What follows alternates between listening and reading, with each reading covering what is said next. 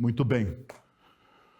Oremos. Pai, nós queremos te agradecer por mais essa oportunidade que nós temos de bendizer o teu nome, de engrandecer o teu nome através das nossas vozes, das leituras das Sagradas Escrituras, na nossa liturgia,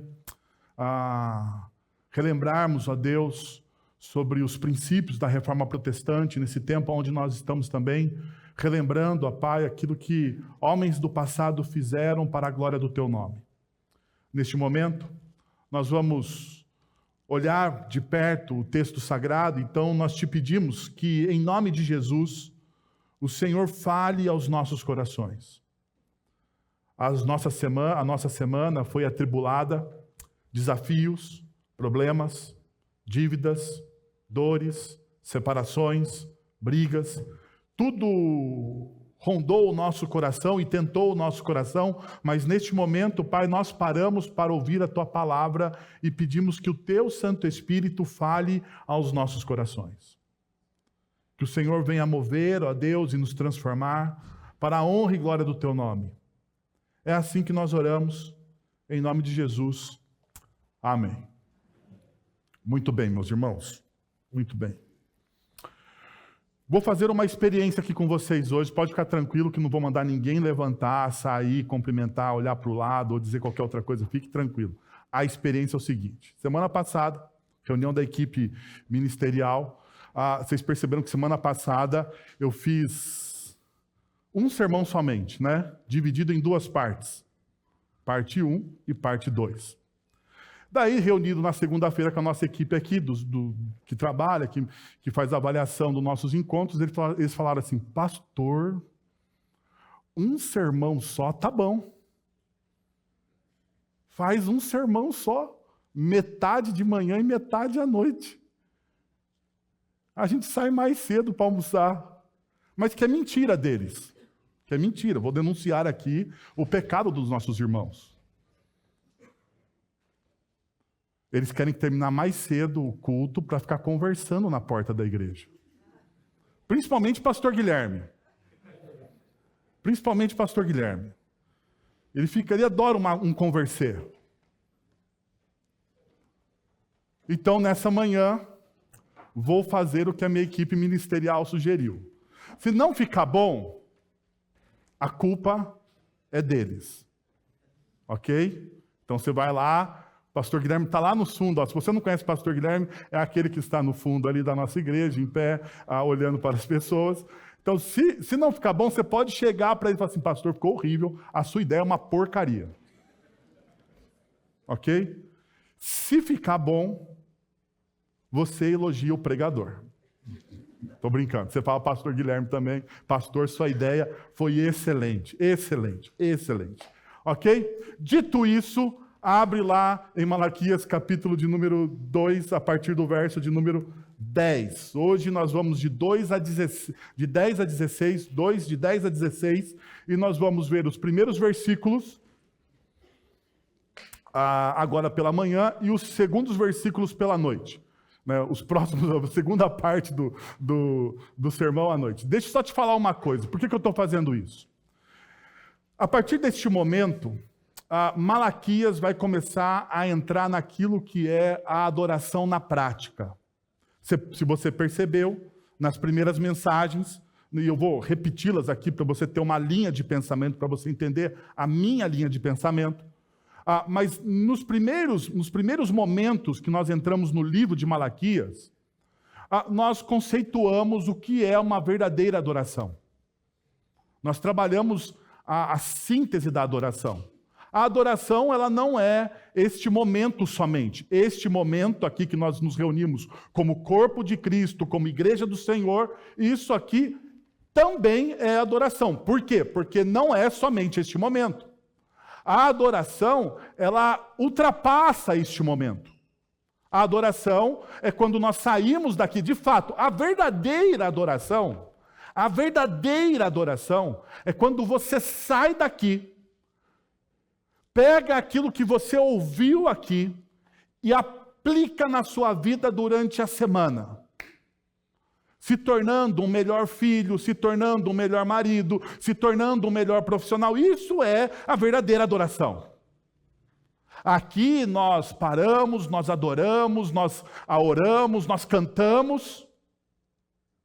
E eu falei adoramos no sentido de cantar. Nós cantamos, nós abastecemos o nosso coração de estarmos na presença de irmãos, nós ouvimos a palavra, mas a verdadeira adoração começa a partir do momento que você sai daqui com aquilo que Deus falou, comunicou ao seu coração. Então, a partir deste momento, no livro de Malaquias, ele vai começar a colocar a adoração na prática. E nós temos dois assuntos um assunto muito sensível, um assunto central muito sensível, que vai desaguar naquilo que é a família, ou a célula mãe da família, que é o casamento. A célula mãe de uma família é o casamento. Então hoje nós vamos falar e nós vamos trabalhar a questão dos relacionamentos interpessoais, sim. Mas na segunda parte, que é um texto pesado de Malaquias, e não é fácil de pregar esse texto, esse é o problema, esse é o desafio, melhor dizendo, não o problema, mas o desafio de você pregar expositivamente um texto, é que não tem como você fugir dos textos difíceis. O texto que nós vamos trabalhar hoje fala sobre divórcio. E fala ao final do texto que Deus odeia o divórcio. E eu sei, algumas das pessoas que aqui estão passaram por essa experiência de divórcio. Então eu queria, em primeiro lugar, dizer para você que em Cristo Jesus todas as coisas se fazem novas. Ok? Que todas as coisas se fazem novas. Que não é para você pegar isso e você achar que é uma sentença contra você. Pelo contrário. Você pegar esse ensinamento de hoje, coisa que talvez você não sabia no seu passado, e a partir deste momento, aplicar na sua vida. Então isso não é uma sentença contra absolutamente ninguém aqui. Até porque nenhum de nós, inclusive eu, não está sujeito às lutas e dificuldades dentro dos relacionamentos.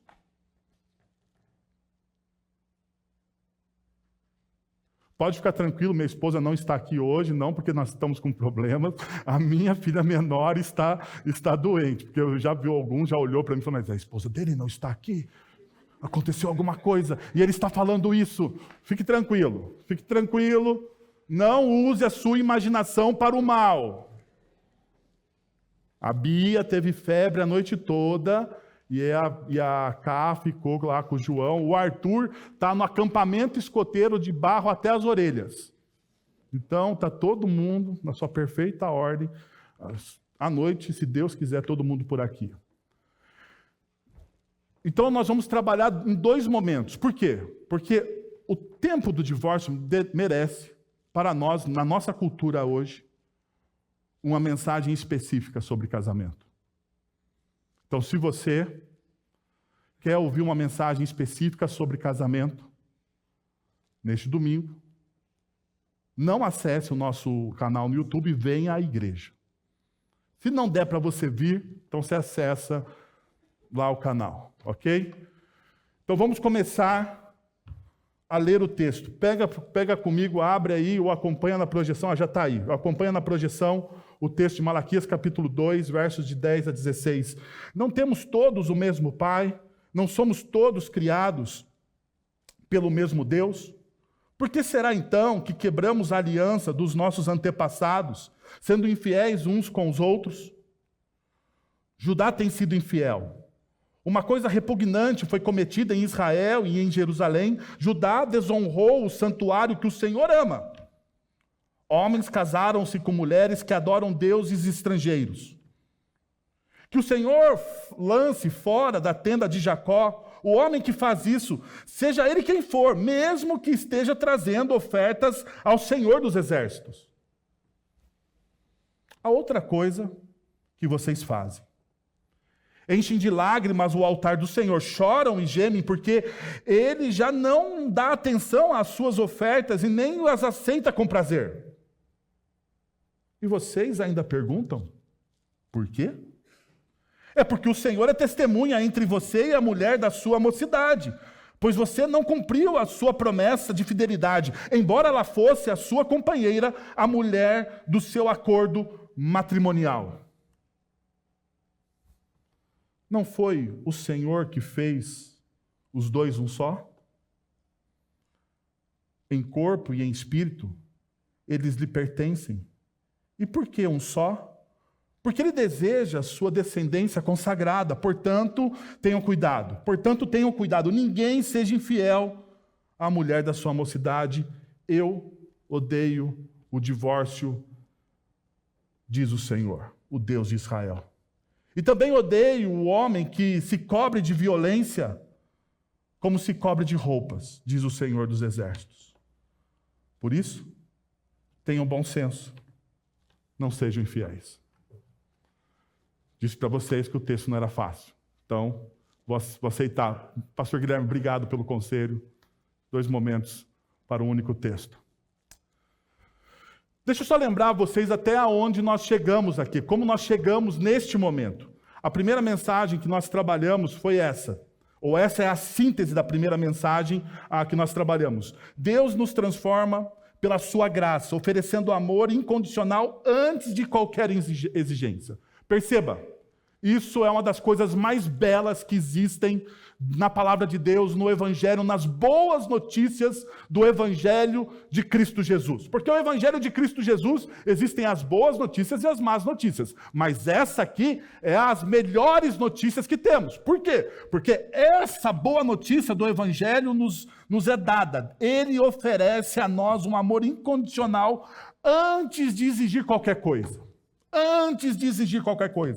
Para que sejamos humildes instrumentos da sua redenção. Deus está nos trabalhando nas nossas vidas e nos nossos corações de tal forma que eu e você, nos tornemos maduros em Cristo Jesus. Homens e mulheres maduros em Cristo Jesus, para sermos usados como instrumentos para a glória e para a redenção das pessoas. Não é que você vai salvar alguém. Não. Você não vai salvar ninguém. Quem salva as pessoas é a boa mensagem do Evangelho. Quem salva as pessoas é o sacrifício de Cristo Jesus que nos redime de todos os nossos pecados. É o sangue vertido na cruz. Mas você é um instrumento de Deus para anunciar essa mensagem para a sua vida. É isso que você é. Se fosse uma analogia, você é aquela boia que salva o náufrago. Não que você esteja gordinho, tá bom? Mas você é aquela boia que salva o náufrago. Você é um instrumento da ação e da redenção de Deus.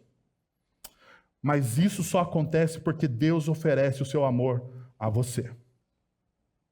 O amor dele a você. A segunda mensagem, nós trabalhamos, ou então nós entramos daí na adoração. A adoração não é apenas um ritual ou uma prática mecânica. É um estilo de vida. Essa é a tese principal aqui. Você reconhece que Deus ama você de maneira incondicional, ok? Você reconhece que Deus ama você de maneira incondicional, que Ele oferece o amor dEle, redentor dEle a você, sem exigir nada, e a partir deste momento você responde a esse amor. Como? Como você responde o amor de Deus? Em adoração. Somente assim. Em adoração. É isso que o texto de Malaquias está nos ensinando. Perceba, a verdadeira adoração envolve tudo o que somos, atribuindo a Deus o respeito e a reverência que Ele merece. A adoração não envolve este momento, já falei isso para vocês hoje. A adoração não envolve somente este momento. A adoração envolve tudo que eu estou fazendo, das coisas mais miseráveis, ordinárias, às coisas mais extraordinárias e belas. Por exemplo, Estou lendo com um grupo de casais o livro Liturgias do Ordinário, da Tish Warren. É Tish Warren o nome dela? Quem está lendo? É Tish Warren lá. Neste livro, a Tish Warren, que é uma teóloga anglicana, ela faz uma proposta. E qual é a proposta? Você perceber Deus nas coisas mais ordinárias, corriqueiras, simples da vida. E o segundo capítulo do livro é Arrume a sua cama. E ela então compartilha a experiência dela de como arrumar a cama pela manhã faz com que ela se conecte com Deus. Pergunta, quem aqui arruma a cama pela manhã? Nossa, uma galera. Então eu sou a minoria, eu não arrumo a cama pela manhã. Eu sou tido como bagunceiro. Eu pensei que eu ia estar com a galera aqui. Quem não arruma a cama pela manhã? Aê, pastor Guilherme. Mas você, tenho certeza que não.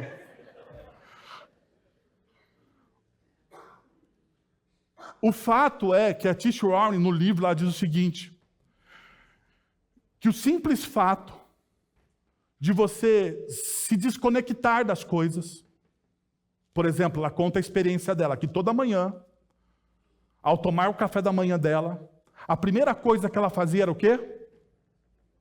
Ligar o celular. Ligar o celular. Você liga o celular e você vê o quê? Nada de bom. E você já enche o seu coração, não de esperança, mas de desesperança. E a prática devocional dela era, por incrível que pareça, arrumar a cama. Arrumou a cama. E ela faz isso uma conexão com o capítulo 1 de Gênesis, porque Deus é o Deus da ordem, Deus traz ordem ao caos. Então, se a sua vida se o seu armário está bagunçado, você precisa arrumá-lo, porque Deus é o Deus da ordem, que traz ordem ao caos. E quando ela arruma tudo da cama, ela senta, ela fica em silêncio e ela ora. Como é difícil hoje você ficar em silêncio, já percebeu? E eu não estou falando porque eu tenho 3 filhos, porque minha casa, silêncio não existe. Silêncio é coisa rara. No entanto, quando eu estou sozinho, algo natural em mim não é ficar em silêncio. É me conectar. Eu vou ouvir uma música. Estou dirigindo o carro, sozinho. Ao invés de eu ficar em silêncio, o que eu faço? Ligo o rádio. Ponho um podcast. Ouço o capítulo de um livro, porque agora dá para ouvir livro, gente. É muito bom ouvir livro. Ouve um capítulo, mas você não consegue ficar em silêncio. Você já ficou em silêncio essa semana? Você simplesmente parou para ouvir Deus? Porque uma das coisas que a gente precisa aprender na nossa vida diária é ouvir a Deus. Aquietai-vos e sabei que eu sou Deus. Se você não sabe ficar quieto, como que você vai experimentar Deus?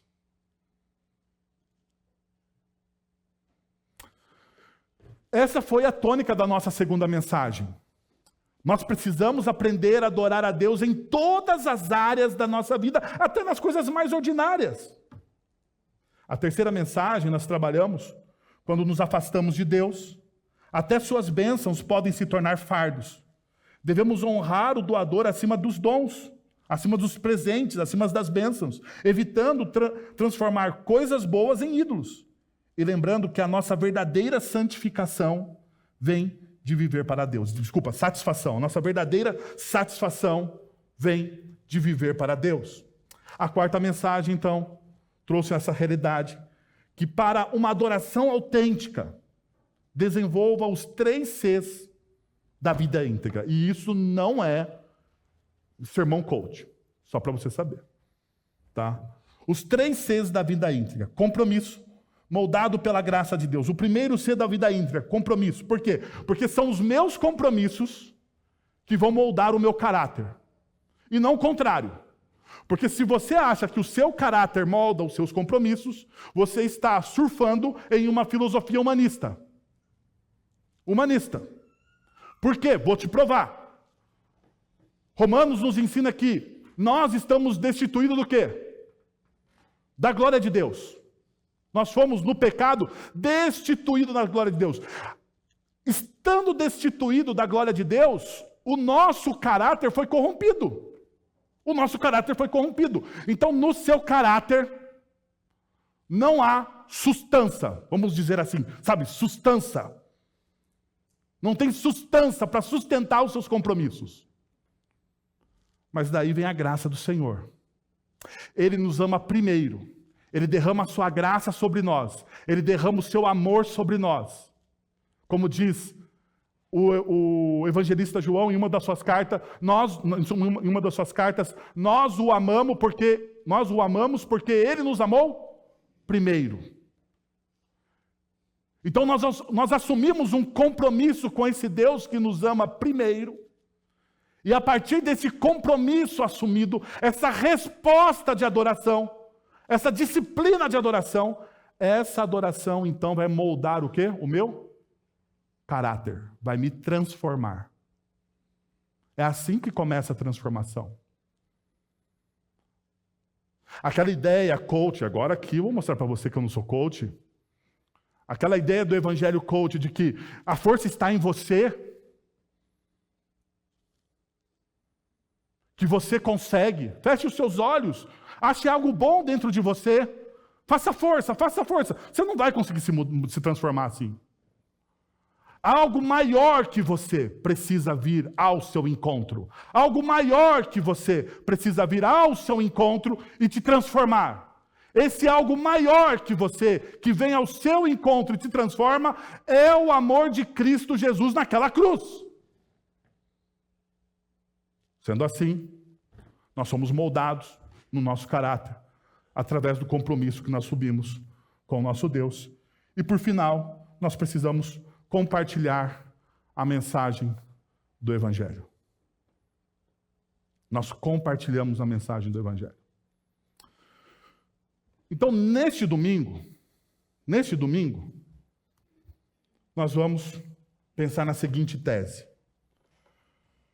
Quando somos infiéis uns aos outros, estamos quebrando o nosso compromisso com Deus. Isso se manifesta quando tratamos as pessoas como meios para alcançar nossos próprios interesses. E no casamento, onde o abandono emocional expõe nossa deslealdade aos valores divinos. No entanto, a verdadeira integridade vem de Cristo, que nos fortalece com sabedoria e nos guarda das influências que ameaçam nossa fidelidade. Essa aqui é a nossa tese pela manhã. Nós vamos trabalhar 2 pontos agora pela manhã. 2 pontos. Primeiro, perceba, quando somos infiéis uns aos outros, estamos rompendo o nosso compromisso com Deus. Então deixa eu te falar uma coisa. Qual é a forma tangível da nossa adoração? Tangível. Como a nossa adoração a Deus, uma das formas, não é a única forma, deixa eu arrumar aqui, porque os teólogos de plantão dessa igreja são terríveis, terríveis. Uma das formas tangíveis de adoração a Deus, qual é? Tangíveis. Que você pode tocar ela, assim. Que nem eu toco aqui no Gui. Quais são? Alguém falou, alguém soprou aí. Quem soprou? Amar o próximo. Você está certo, meu irmão. Pode falar alto. Quando está certo, você enche o peito e fala alto. Uma das formas tangíveis da nossa adoração é o amor ao próximo. Perceba. Perceba isso que eu estou dizendo para vocês. Quando pensamos em fidelidade uns aos outros, ela deve estar alicerçada, não nos nossos valores, não nos nossos achismos, mas nos valores do reino de Deus. No Novo Testamento, nós encontramos pelo menos 59 mandamentos recíprocos. Quais são esses mandamentos recíprocos? Uns aos outros. Uns aos outros. Amai uns aos outros. Servir uns aos outros. Perdoai uns aos outros. 59 vezes no Novo Testamento. Perceba, isso é importante. Ninguém repete 59 vezes um negócio que não seja importante. Embora alguns se repitam dentro do sistema de mensagem do Novo Testamento, removendo as repetições, o número varia conforme a interpretação de alguns versículos. Mas isso se torna insignificante. Por quê? Porque esses mandamentos instruem como devemos tratar e interagir uns com os outros, tanto dentro quanto fora da comunidade cristã. E aqui é algo importante. Uns aos outros deve ser vivido de maneira exacerbada aqui. Perceba, deve ser vivido de maneira exacerbada nessa esfera aqui da comunidade. No entanto, ela não deve somente aqui, não deve ser vivida somente aqui ou em um dia da semana. Aqui que está o pulo do gato, porque uns aos outros transpassam um dia da semana. Uns aos outros vai para a nossa semana, para o nosso dia, para a nossa preocupação. Nós somos convidados pelo Evangelho de Cristo Jesus a derramarmos a nossa vida em favor de outro. Perceba. Alguns dos mandamentos mais conhecidos dos uns aos outros aqui. Amar uns aos outros, João capítulo 13, verso 34.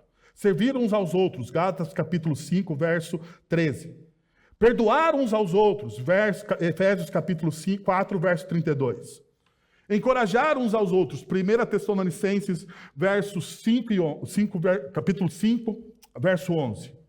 Edificar uns aos outros, Tessalonicenses 5 também. Levar a carga uns dos outros. Esse aqui talvez a gente não queira tanto, né? Eu já tenho as minhas cargas, por que eu vou levar a carga do outro? Nem para o casamento isso serve às vezes, né? Mas não vou dar spoiler, não. Perceba, uma coisa de cada vez. Vamos lá. Essa fidelidade não é cega ou emocional. Isso deve ser importante. Esse uns aos outros não está relacionado ao nosso sentimento. Ela não é cega também. Ela deve ser sempre pautada pelos princípios cristãos. Essa fidelidade deve conduzir o outro ao caráter de Cristo. Então, quando eu estou servindo uns aos outros, amando uns aos outros, edificando uns aos outros, isso deve levar as pessoas a se comprometer mais com a vida do discipulado de Cristo Jesus. Com isso em mente, somos chamados a viver de forma mais enfática a palavra de Deus, promovendo o amor, o serviço, o perdão, o encorajamento, a edificação e o suporte mútuo. Essa deveria ser a tônica da nossa vida. Então, quando eu estou falando de sermos fiéis aqui ao nosso próximo, eu estou falando sobre esta plataforma, não outra. Não outra. Esta plataforma. Então, perceba o que acontece no texto de Malaquias. Veja, olha só. Não temos todos o mesmo Pai. Não temos todos o mesmo Pai. Teólogos como Calvino e Jerônimo sugerem que mesmo Pai refere-se aqui a Abraão. E eles têm uma certa razão nisso. Mas eu vou cometer aqui um pecado nesta manhã. Vou discordar do nosso Santo Calvino. Então, vou discordar do Calvino no mês da Reforma Protestante. Olha só que sacrilégio. Por que eu vou discordar de Calvino? Porque eu preciso fazer uma pergunta quando ele afirma isso. Qual é a implicação dessa visão? Qual é a implicação dessa interpretação? Perceba, a interpretação de Calvino e Jerônimo pode ser vista como etnocêntrica, restringindo a visão de que a etnia de Israel é superior aos outros povos e criando uma exclusão. Israel não foi chamado para ser uma raça superior, mas para ser um espelho do reino de Deus. Perceba, essa é a realidade. Israel não foi chamado para ser uma raça superior entre as outras raças, ou entre outros os povos. Não! Israel, ele tem um chamado para ser um espelho do reino de Deus. Em Deuteronômio, capítulo 7, verso de número 6, vemos que Deus escolheu Israel para ser um povo santo. Não por mérito próprio deles, de maneira nenhuma, mas por seu amor e por sua fidelidade, pelo amor de Deus e pela fidelidade que Deus tem a este povo, e que é graça. Mike Gorin destaca que Israel deveria viver de maneira que refletisse o caráter de Deus ao mundo. Qual é a missão da igreja? Qual é a missão do povo de Deus? Refletir o caráter de Deus ao mundo. Isso é adoração. Isso é adoração. Quando nós refletimos esse caráter de Deus ao mundo, nós estamos convidando as pessoas a virem e a servirem ao mesmo Deus que nós servimos. Isso significa que Israel deveria ser governada pelos valores e princípios do reino de Deus: justiça, misericórdia e fidelidade. Quando outras nações olhassem para Israel, deveria haver um exemplo de vida verdadeira e abundante, que só Deus pode proporcionar. Isaías 49:6 afirma que Israel seria uma luz para os gentios, um convite para todos os povos conhecerem a verdadeira vida em Deus. Portanto, Israel deveria ser uma vitrine, um farol, um convite que aponta a grandeza e a bondade do Senhor. Então, por isso que eu discordo do Calvino. Daí, e por que eu discordo exegeticamente do Calvino? Se você perceber, a segunda linha do texto diz: nós não fomos criados pelo mesmo Deus. E a palavra-chave aqui, com certeza, é a palavra criação. Perceba, a palavra criar é fundamental. Assim como em Gênesis 1, onde Deus criou os céus e a terra, Ele também nos formou e nos escolheu para um propósito maior. Por que não é o pai Abraão?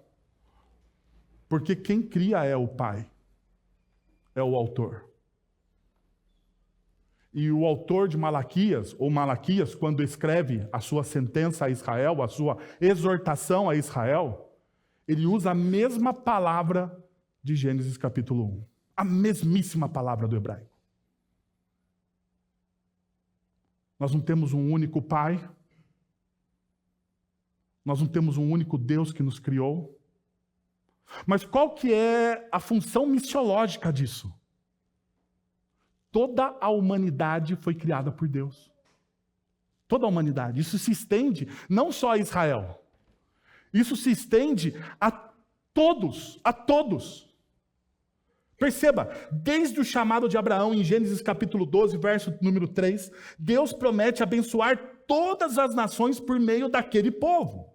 Em Isaías 46:9, ele deixa claro que Israel seria uma luz para os gentios, levando salvação aos confins da terra. No Salmo 22:27, nos mostra que todos os povos da terra se lembrarão e se voltarão para o Senhor. Em Isaías 56:7, Deus afirma que sua casa será chamada de casa de oração para todos os povos. Em Zacarias, capítulo 8, verso 22, ecoa a mesma promessa, afirmando que muitos povos e nações poderosas virão a Jerusalém para buscar ao Senhor. Deus está nos mostrando essa realidade. Essa é a mensagem que Deus está transmitindo para nós em Malaquias. Perceba, capítulo 1, versos 2 e 3, ao dizer: eu amei Jacó, mas rejeitei Esaú. O ponto central aqui é que Deus escolheu e chamou o seu povo. E esse chamado é o que os unifica. Em outras palavras, Deus está dizendo: a única razão pela qual vocês existem como nação é por causa de mim. A única razão que nós existimos enquanto povo de Deus é por causa dele. A única razão de nós estarmos hoje, domingo de manhã, reunidos aqui, é por causa dele. Então Deus está comunicando essa verdade àquele povo naquela época e nos exortando aqui também. Malaquias capítulo 2, verso de número 10, pergunta: não temos nós o mesmo Pai? Não fomos criados pelo mesmo Deus? Por que então estamos profanando a sua aliança? Porque os nossos antepassados, sendo desleais uns com os outros, perceba o final do texto, sendo desleais uns com os outros. Deus reprova o comportamento desleal dentro da comunidade de fé. O fato, o texto, deixa este fato claro de deslealdade dentro da comunidade, nossos irmãos. É um grave pecado, pois profana a aliança que Deus fez com os antepassados de Israel. A verdadeira marca de alguém que deseja ser servo de Deus é sua unidade com outros crentes. A verdadeira marca de alguém que deseja ser um discípulo de Cristo Jesus é estar em contato, é viver com outros crentes. No Antigo Testamento, essa comunidade era Israel. No Novo Testamento, somos nós aqui a igreja. Somos nós a igreja. Jesus nos ensina que seremos conhecidos como seus discípulos pelo quê? Você lembra? Quando Jesus vai dizer aos seus discípulos, em João capítulo 13, verso de número 35, olha, vocês vão ser conhecidos porque vocês farão muitos milagres. Muitos milagres. Vocês andarão pelas águas. Vocês vão determinar as coisas em meu nome. Em meu nome. Vocês vão determinar as coisas. Eu queria que esse negócio de determinar as coisas funcionasse em casa. Já percebeu isso? Já percebeu? Marido, chegue na sua casa hoje, depois do almoço, olhe para sua esposa e fale: eu determino que você lave a louça. E perceba se vai funcionar. Perceba o BO que você vai arrumar para a sua vida. Então esse negócio de determinar não funciona. Por que os discípulos de Cristo Jesus seriam conhecidos então? Qual é o motivo? João 13, versículo 35. Vocês serão conhecidos como os meus discípulos porque vocês amam uns aos outros. Vocês serão conhecidos como os meus discípulos porque vocês amam uns aos outros. Aqui está o X da questão. Aqui está o problema. Perceba. Esse amor que Jesus está falando para nós, ele transcende raça, nacionalidade, etnia. Isso dele transcende o seu gosto político. Transcende se você é de direita ou de esquerda, ou seja, você é irmãozinho de direita, tem que amar o irmãozinho de esquerda. E não me importa se... é impossível isso, pastor. Eu determino que seja possível. Eu sei, o mundo vai questionar a sua fé. Perceba, o mundo vai questionar a sua fé se não houver esse amor visível entre nós como irmãos. Aqui está o problema. Qual é o grande problema do testemunho da igreja? Qual é o grande problema do testemunho da igreja? Vamos. Falta de poder econômico? Falta de poder econômico? Não. Falta de gente. Falta de conhecimento da mensagem. Todo mundo aqui conhece a mensagem. Nós somos especialistas em conhecer a mensagem. Nós somos ávidos por novos conhecimentos. Mas Jesus, ele diz que nós seremos testemunhas, fiéis a ele, se fizermos uma única coisa. Se amarmos uns aos outros.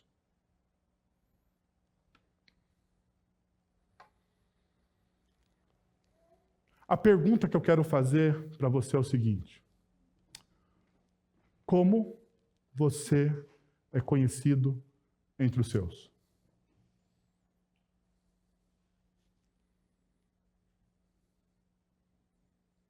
Você já nunca fez essa pergunta? Vocês nunca fizeram essa pergunta? Vocês nunca se analisaram? Como você é conhecido entre os seus? Perceba. Se em vez de você ser conhecido pelo amor que você tem pelas pessoas, você é conhecido por ser uma pessoa irada, você é conhecido por ser uma pessoa que critica constantemente os outros. Aí não me venha com esse negócio de crítica construtiva, porque crítica não é construtiva nem aqui, nem na China. Eu acho que muito menos na China, mas daqui não é. Não é. Toda crítica é uma desconstrução. Ou não é?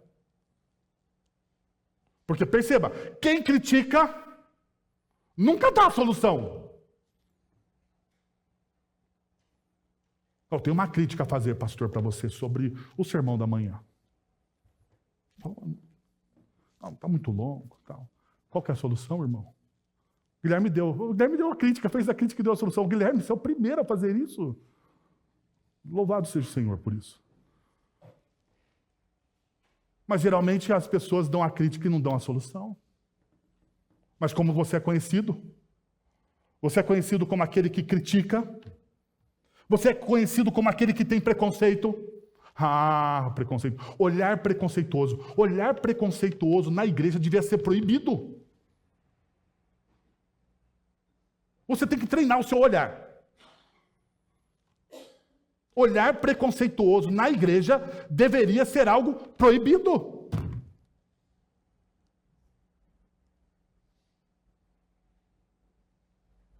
Não deveria? Deveria. Porque você foi acolhido por Deus nos seus pecados.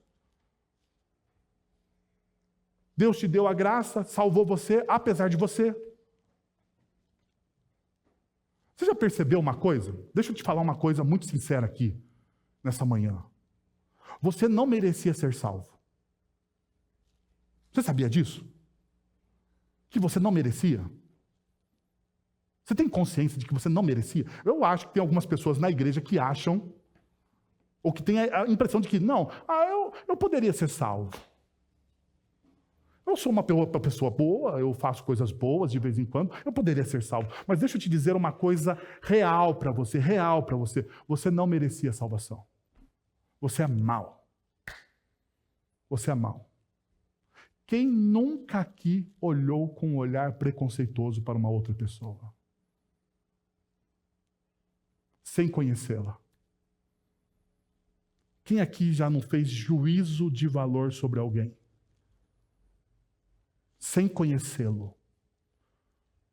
Já deu um rótulo na pessoa. Já olhou a pessoa, viu as tatuagens da pessoa e disse, não, esse braço todo riscado aí. Estranho, né? Só nisso, você já emitiu um valor e já julgou a pessoa.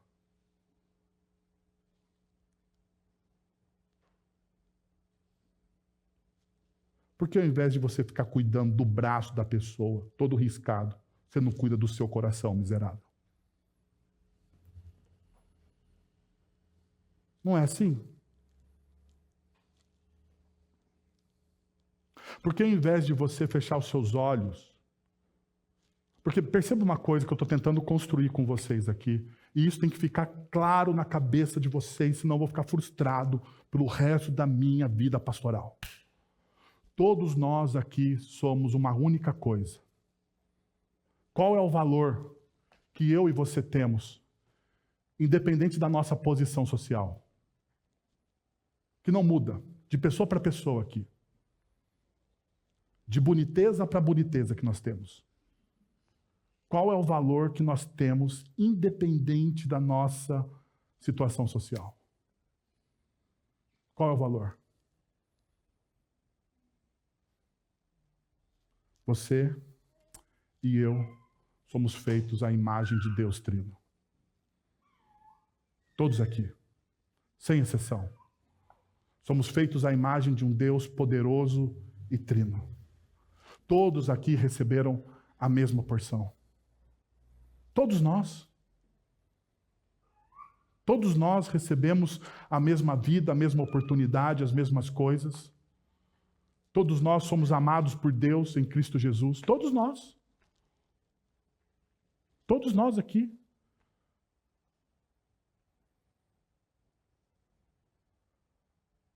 O seu valor não está na sua posição social. O seu valor não está na faculdade que você tem. O seu valor não está no carro que você possui, no país que você mora, ou no bairro que você mora, ou na casa que você mora, ou não está em lugar nenhum.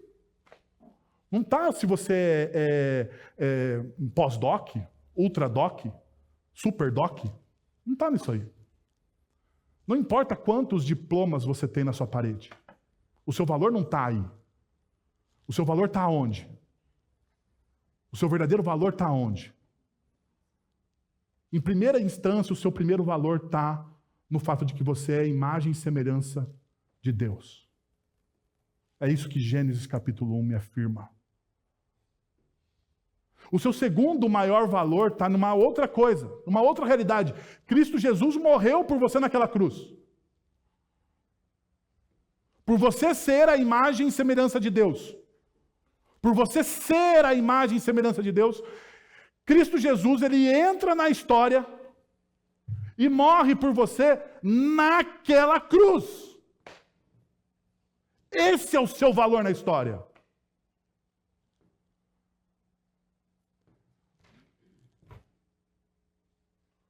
Cristo Jesus morreu por todos. Todos somos imagem e semelhança de Deus.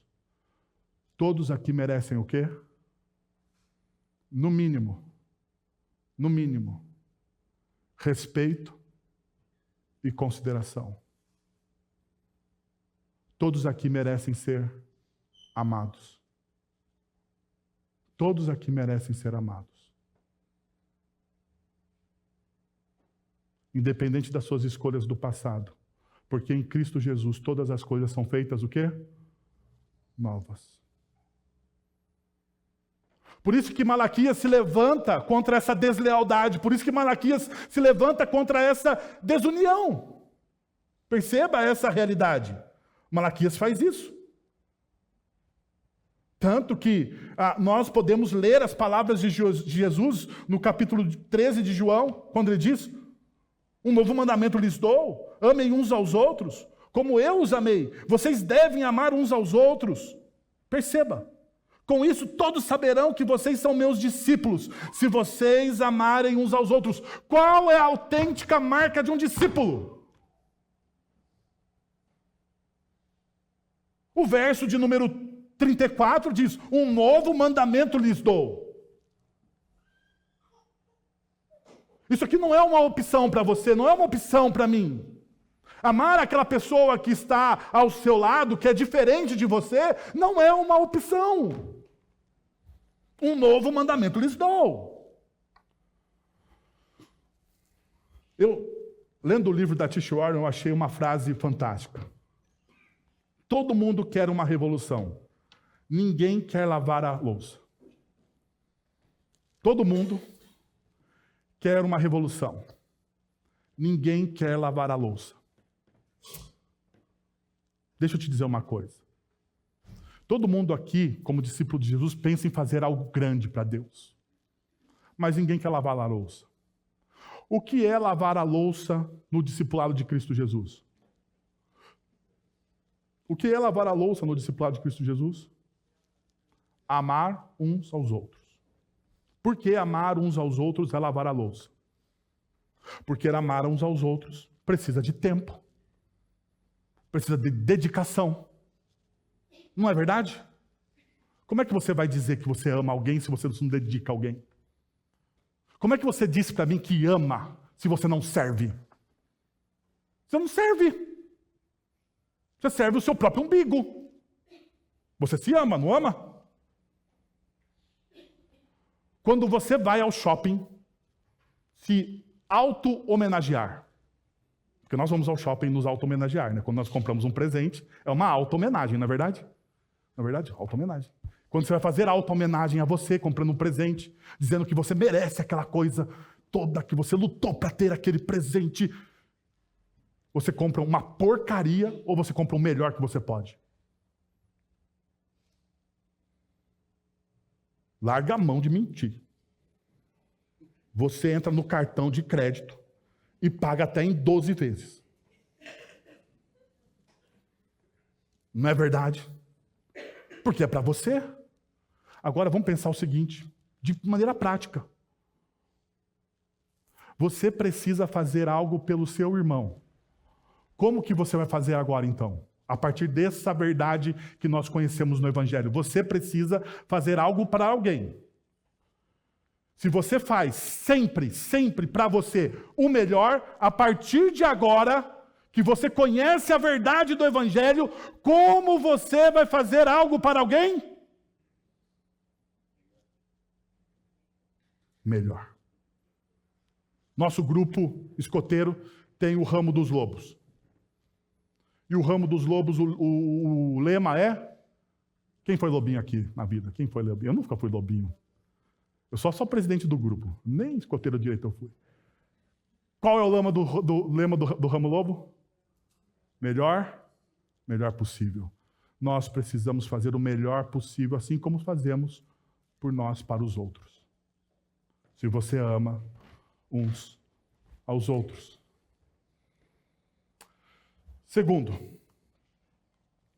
quando usamos as pessoas para obter poder e vantagem, demonstramos infidelidade aos valores essenciais de Deus.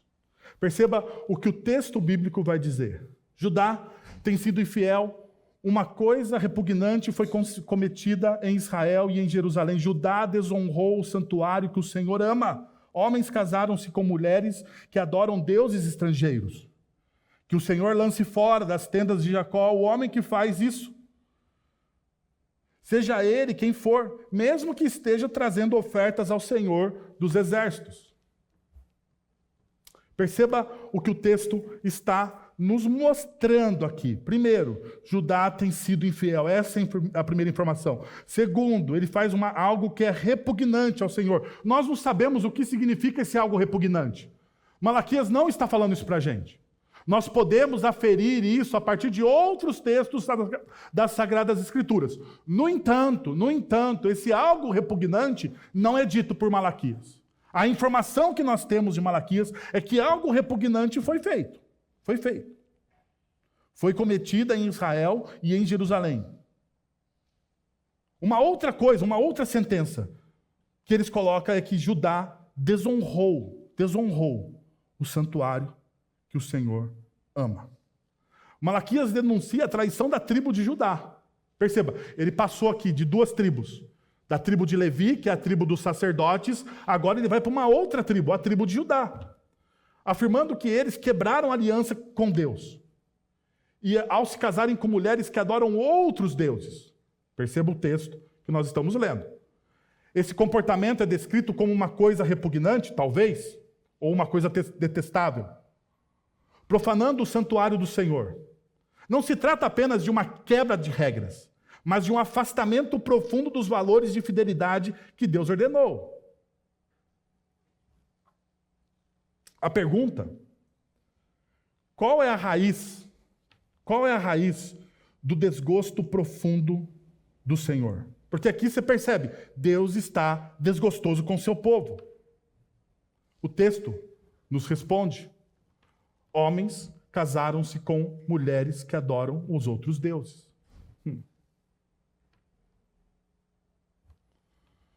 Os homens de Judá se divorciaram de suas esposas, e aqui é uma questão histórica. Os homens de Judá se divorciaram das suas esposas para se casar com mulheres de outras culturas, buscando vantagens sociais e econômicas. Por quê?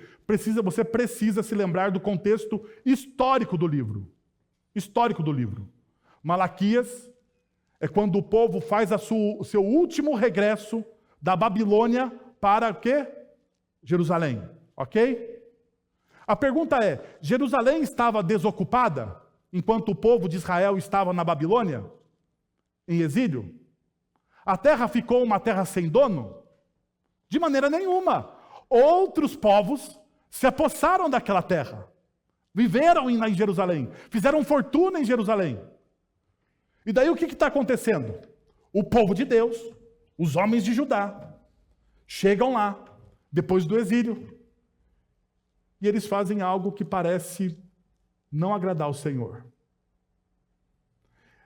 Esses homens começam a se casar com as mulheres de outras culturas, buscando vantagens sociais e econômicas. Após retornarem do exílio, viram que essa união, ou que essas uniões, seria a forma mais rápida de adquirir prestígio e riqueza. Mas ao fazerem isso, ignoraram o mandamento de Deus, trocando sua lealdade ao Senhor por ambições egoístas e imediatas.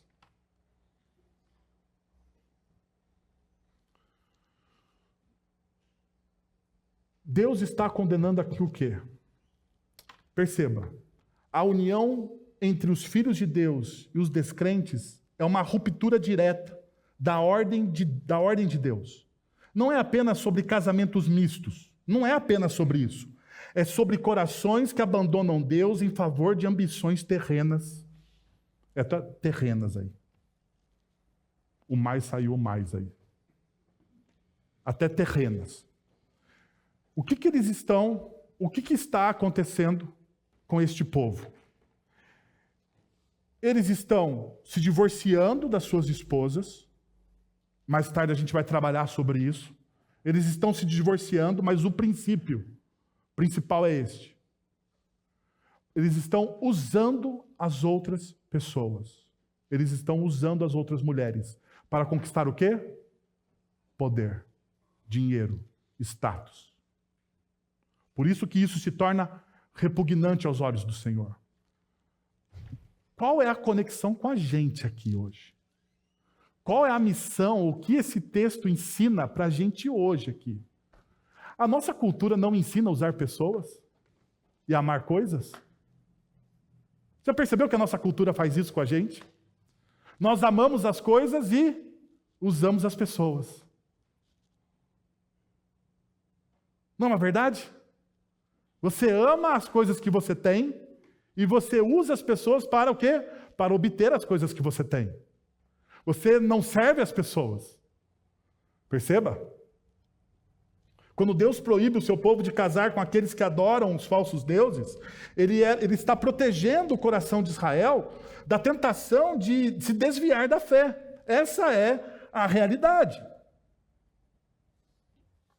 Veja o que diz Deuteronômio, capítulo 7, versos 3 e 4. Não se casem com eles, pois eles afastarão seus filhos de mim para adorarem outros deuses. É a mesma coisa que nós vemos, por exemplo, em 2 Coríntios capítulo 6, versos de 15 a 16. Que harmonia pode haver entre Cristo e Belial? Que há em comum entre o crente e o descrente? E que acordo há entre o santuário de Deus e os ídolos? Perceba. Paulo nos lembra que a aliança com Deus define a maneira como vivemos, amamos e servimos. A aliança com Deus define a maneira como nós vivemos, amamos e servimos. A união com descrentes traz uma visão de mundo contrária à de um seguidor de Cristo, colocando em risco a sua lealdade a Deus. O crente enxerga a vida através da lente de fé em Cristo Jesus. Quando o descrente não compartilha dessa mesma perspectiva, criamos então um conflito que pode levar o povo de Deus a abandonar a sua verdade. É isso que o texto está nos mostrando. Os casamentos com mulheres que adoram outros deuses não eram apenas alianças sociais. Eram alianças espirituais que afastavam Israel de sua fidelidade a Yahvé, ao Senhor. Porque esse é o termo que Malaquias coloca aqui. Yahvé, porque o negócio é sério.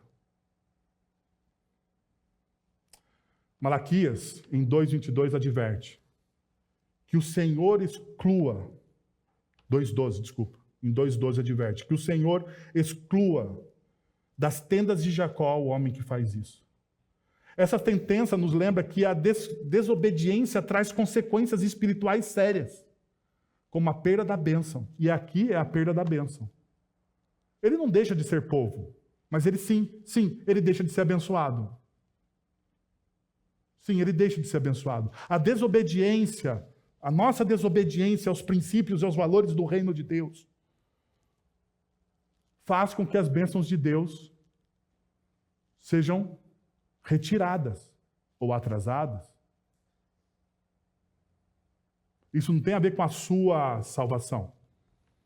Isso tem a ver com a sua santificação. A sua salvação está segura em Cristo Jesus. Louvado seja o Senhor pela obra que Cristo Jesus fez na cruz de maneira definitiva por nós. Louvado seja o Senhor por isso. No entanto, essa obra que Cristo fez na cruz por mim não me dá carta verde para fazer qualquer coisa da minha vida. Afinal de contas, a minha vida é dele. A minha vida é dele. E a desobediência traz consequências espirituais sérias, sim. Não consequências eternas, mas consequências temporárias, no aqui e agora. Você não perde a sua salvação. Consequências eternas é você não estar salvo em Cristo Jesus. Isso é uma consequência eterna.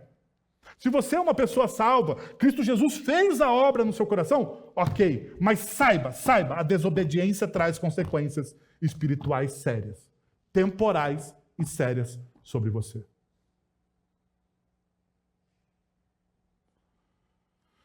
Um exemplo disso, meus irmãos, é Saul.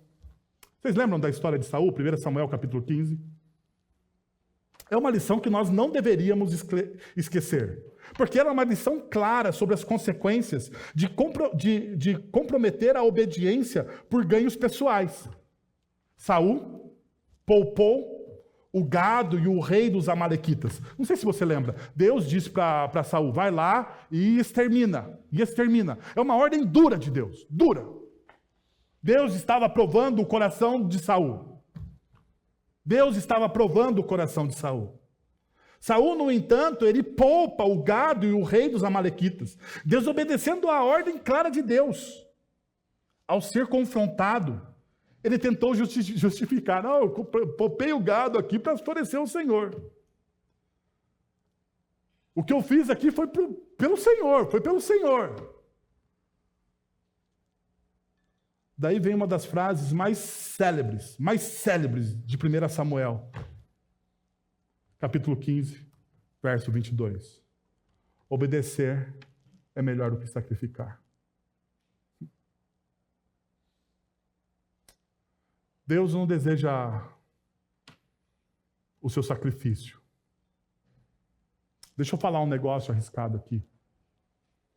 Deus não deseja o seu dízimo. Deus deseja o seu coração. Deus também não deseja... A palavra obediência aqui, veja só, não é uma obediência cega, não é uma obediência temerosa, não é uma obediência sobre um tirano. Não é uma obediência sobre um tirano.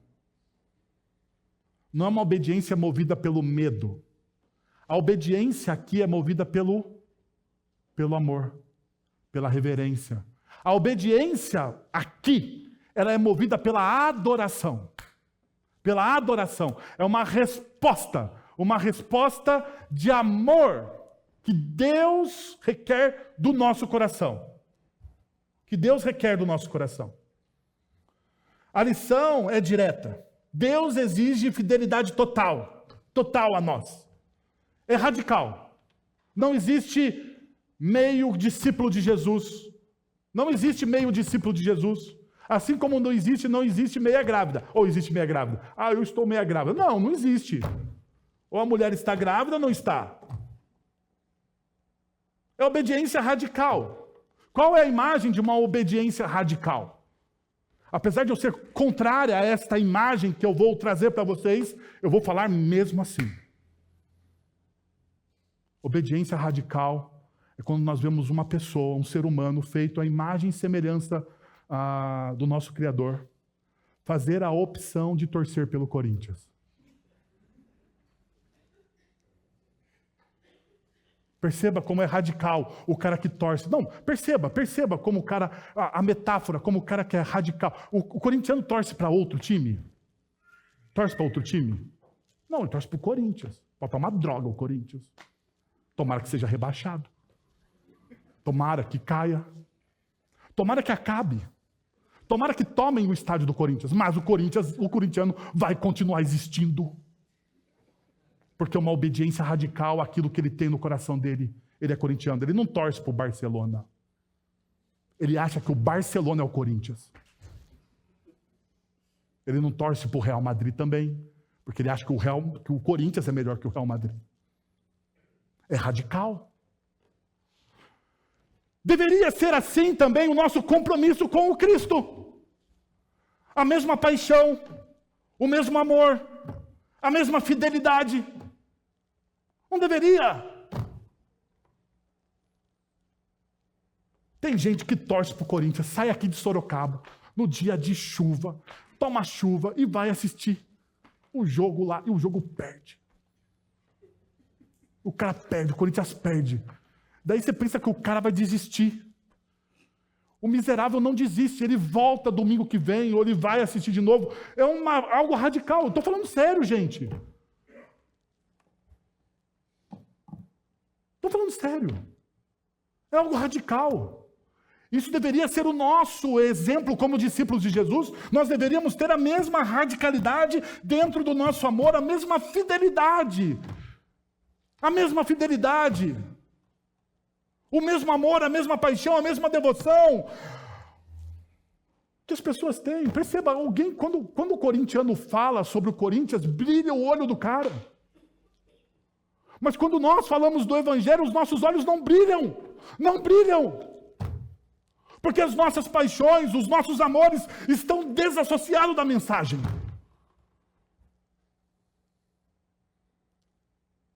Assim, como o povo de Israel se afastou, trocando a lealdade de Deus por interesses mundanos, nós também fazemos isso. Nós também fazemos isso. O nosso coração é enganoso. Nós precisamos ser exortados dessa forma. Nós precisamos preservar a aliança.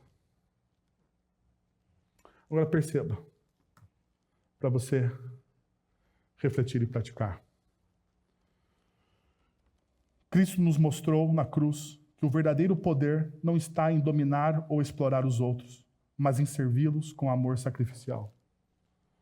Qual que é o verdadeiro poder do Evangelho? É isso aqui. Cristo Jesus, ele não dominou as pessoas, ele não obrigou as pessoas. Cristo Jesus, ele veio. Por que o exemplo de Jesus é tão impactante para a gente? Perceba, o exemplo de Jesus, ele impacta crente e não crente. O exemplo de Cristo Jesus, independente se ele é amado ou não é amado pelas pessoas, ele impacta as pessoas. Ele impacta as pessoas.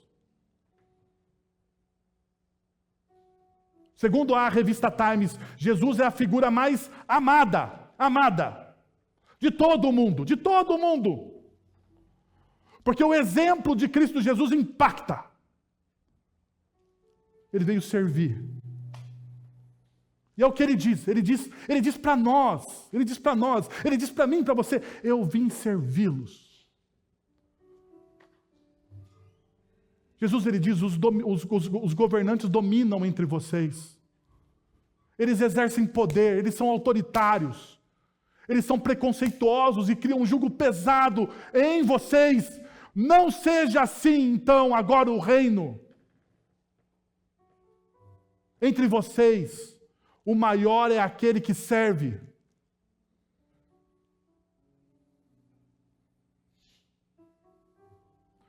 Que tal você fazer um compromisso hoje com você mesmo? O compromisso de você ser o último. Sabe por quê? A gente sempre quer ser o primeiro. A gente quer ser o primeiro a ser servido, o primeiro a ser amado. A gente sempre quer as boas respostas em primeiro lugar. A gente não tem a paciência de ser o último. Jesus, ele foi o último. O Rei dos Reis, Senhor dos Senhores foi o último. E Ele fez isso por você. Por que você não faz o mesmo? Não por obrigação, mas por amor.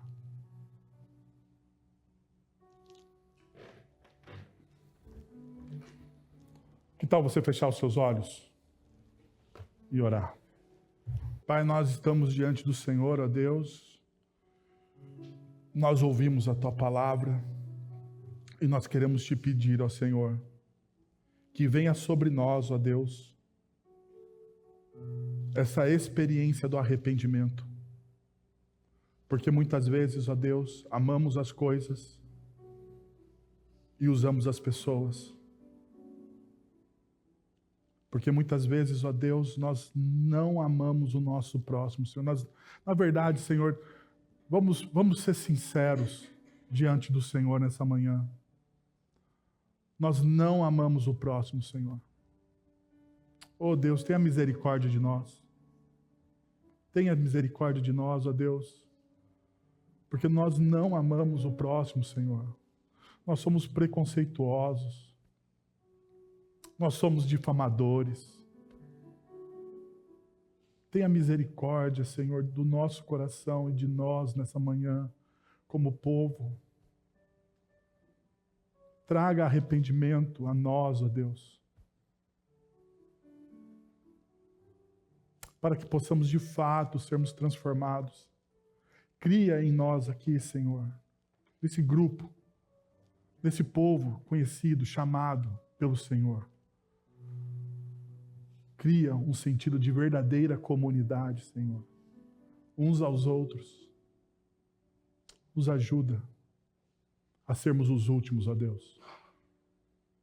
Porque o Senhor diz que os últimos serão os primeiros. Nós precisamos crer nisso. Nos ajuda, Senhor. Em nome de Jesus é que nós oramos. Amém.